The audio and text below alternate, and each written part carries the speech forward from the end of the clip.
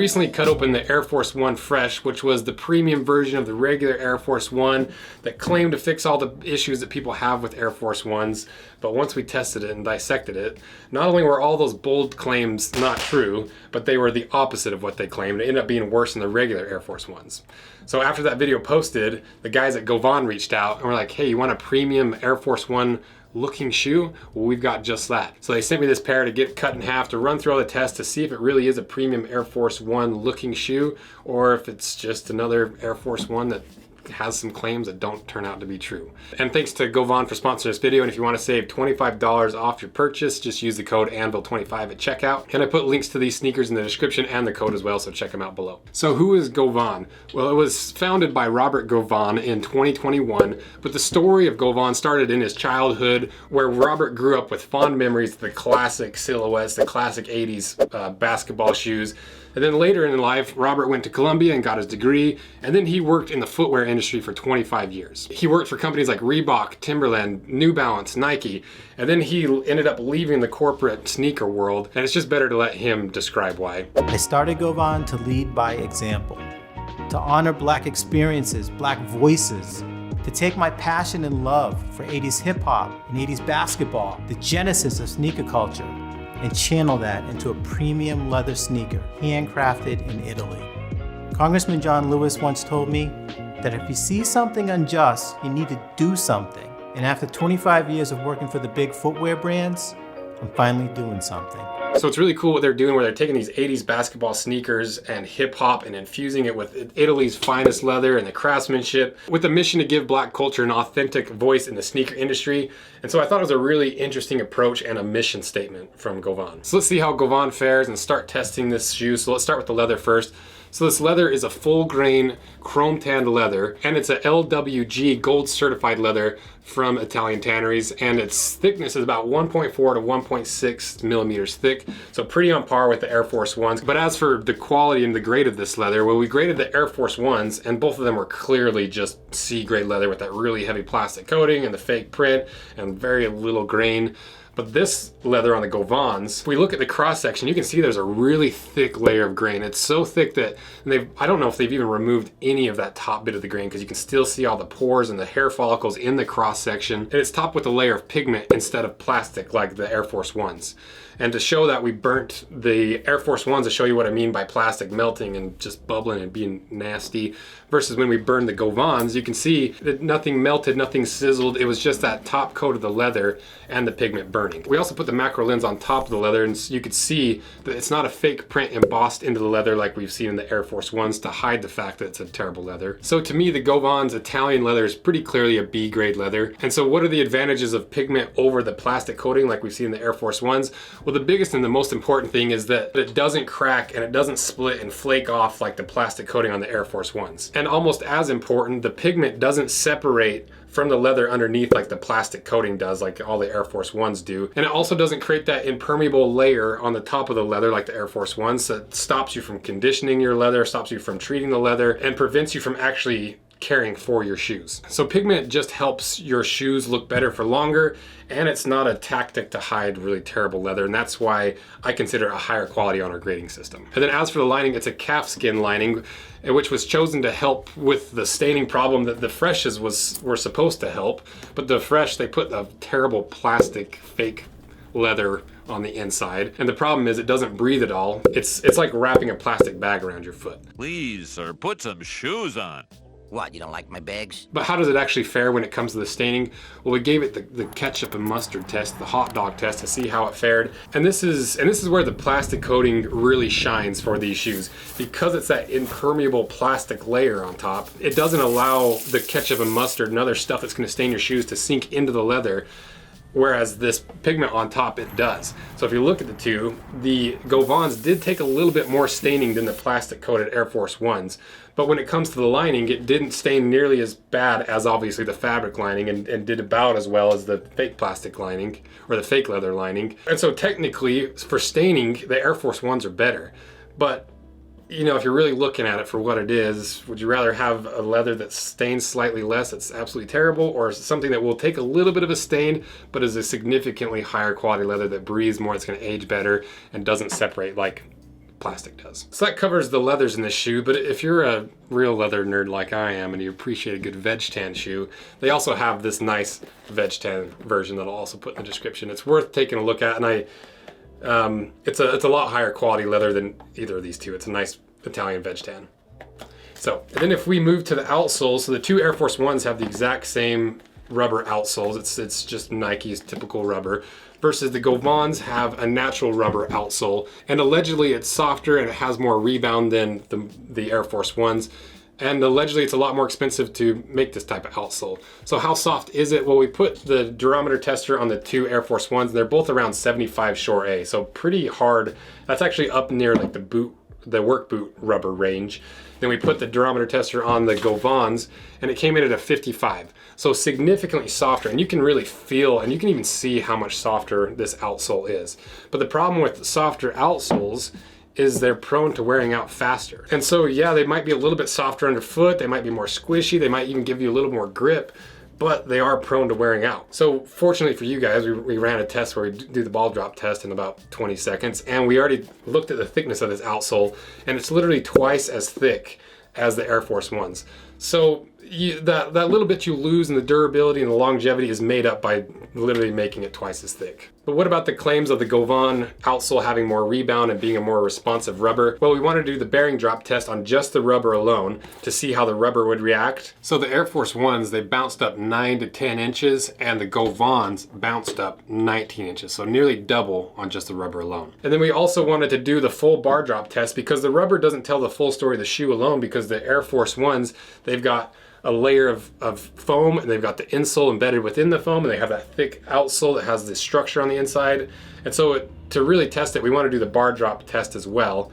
And so we ran that test, and so the Air Force Ones, it bounced up 5.5 inches, and we tested the Govans, and it bounced up 7 inches. So the Govans outperformed the Air Force Ones on both of those tests. I think a lot of that is because of the higher quality rubber outsole. And the way that these shoes are built are very different as well, because the Air Force Ones are just a typical sneaker construction with a strobel stitch and like a really soft, malleable, lasting material, versus the Govans are built in a very Italian sneaker, Italian dress shoe made way. If that made any sense. They're made like Italian sneakers and dress shoes is what I was trying to say, where you've got a harder fiberboard lasting board that the upper is tucked underneath and glued, and you also have the sidewall stitching that matches the Air Force Ones. And there's pros and cons to each. The fiberboard and this Italian way of making shoes is a lot more stable.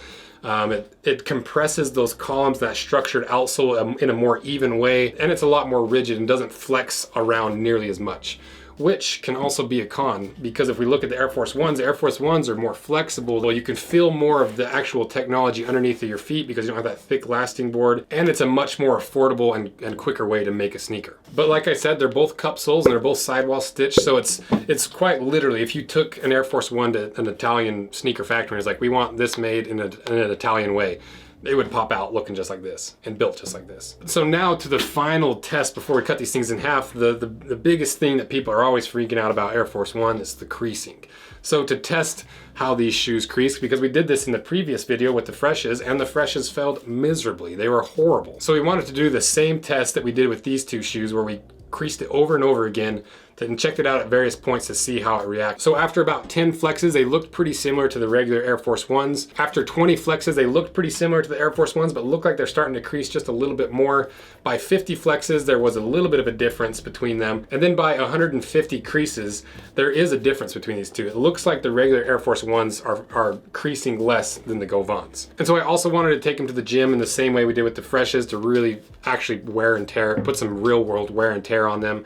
And after going to the gym, there is a big difference between these. You know, the Air Force Ones, even though they have a bigger rolling fold, which might look more unsightly to most people, I would still say the creasing on the Govans is more than the regular Air Force Ones. So the results are, somehow the regular Air Force Ones are still the least creasing Air Force Ones that we've reviewed. And the Govans don't crease nearly as much as the Fresh, but they still crease more than the regular Air Force Ones. And that's because it's a significantly softer leather. Like this leather, I think this leather is what Nike was going for with the Freshes, but just didn't do it the right way. Because with this softer leather, you don't get those big hard creases, but you get smaller creases, but the plastic coating on top of the freshes completely negated that because the plastic started separating and bubbling up and it just looked horrible.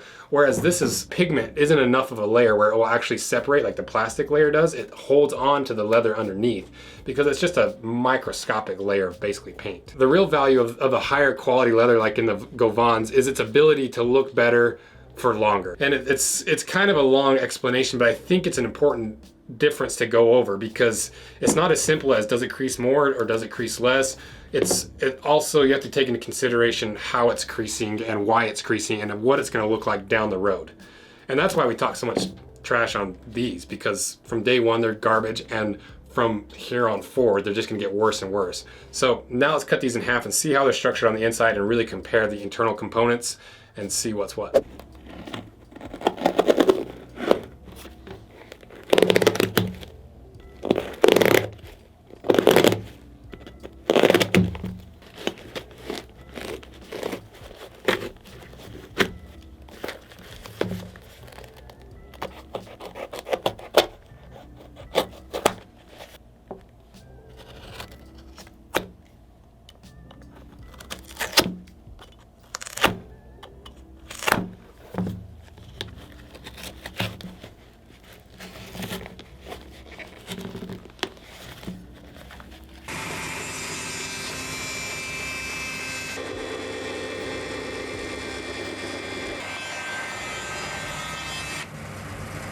Okay, we got it cut in half, and I love cutting sneakers. They're so much easier than boots, but let's see what's inside.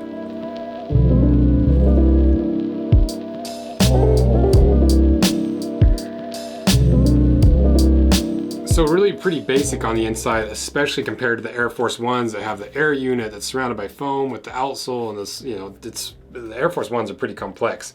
The Govans are really simple. And these Govans are built almost identically to all the white sneakers that we reviewed like a year and a half ago when the Italian white sneaker series was going on. It's built the exact same way, where you've got that layer of fiberboard with that layer of compressed cardboard in the heel so that you can evenly distribute the weight across these voids and columns in the heel to give you that extra squish. And you can see why higher quality shoes are made this way, because they take that upper, they wrap it all the way underneath of the insole and that compressed cardboard, which locks it into place, versus a Strobel stitch. That upper stops right at that Strobel stitch. And as for the other components, there's not a whole lot else in here. You know, you do have a leather board counter, which is nice compared to the plastic counters in Air Force Ones. So are they worth twice the price of the Air Force Ones?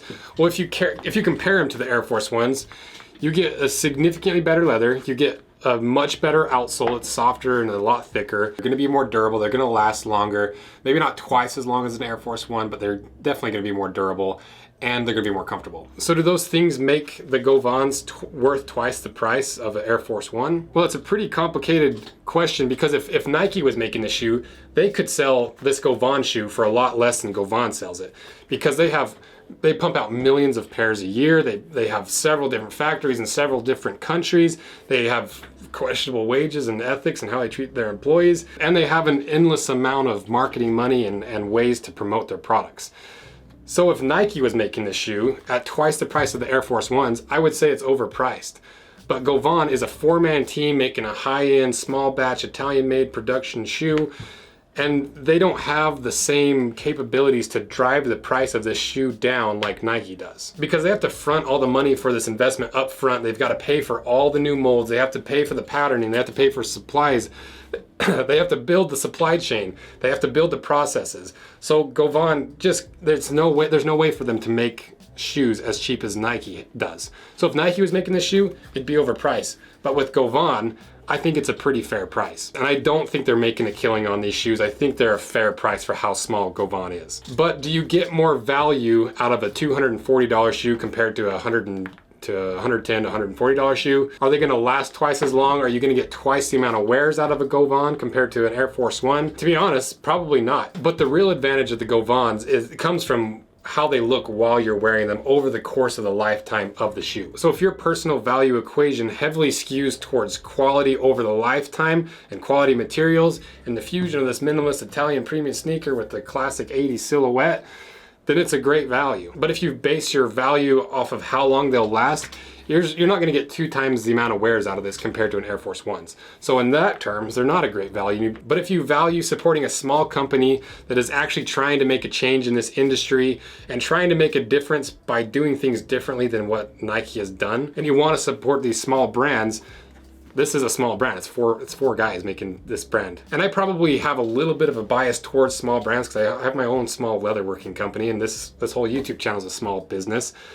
But I see the value in supporting these small brands and changing the industry and really trying to get some of these small brands to compete against these big brands to also drive up the value of the big brands. So I really don't think there's a wrong answer here. I think you would be justified in saying this is a better value, it's more for your money, I'm gonna get this one, but it's an easy argument to say this is a better value and this is what you should spend your money on. And I'm really glad that Govan reached out for this video because I've been wanting to talk about this topic of how you value certain things. You value the quality, the materials, the hype behind it. What is value to you? And this is the perfect video to do it on because I just don't care about hype sneakers. I care about quality, and it's a huge blind spot on my personal mindset and this channel. So it ended up being the perfect video to kind of talk about this. So let me know what you guys think. I'm really curious what your thoughts are on this and the sneaker and the whole different valuing equations for each person. And thanks for watching these sponsored videos. I do my best to be as honest as humanly possible. It's still hard because I got my biases. They paid me to do it. I always have a bias towards small companies fighting against the big companies, so I appreciate your support of these videos. They're the lifeblood of the channel, and it's what allows us to buy those stupidly expensive hype sneakers to really show you what you're spending your hard-earned money on. So I appreciate you guys and everything you do and these sponsors. It's what makes this channel possible. So thank you. See ya.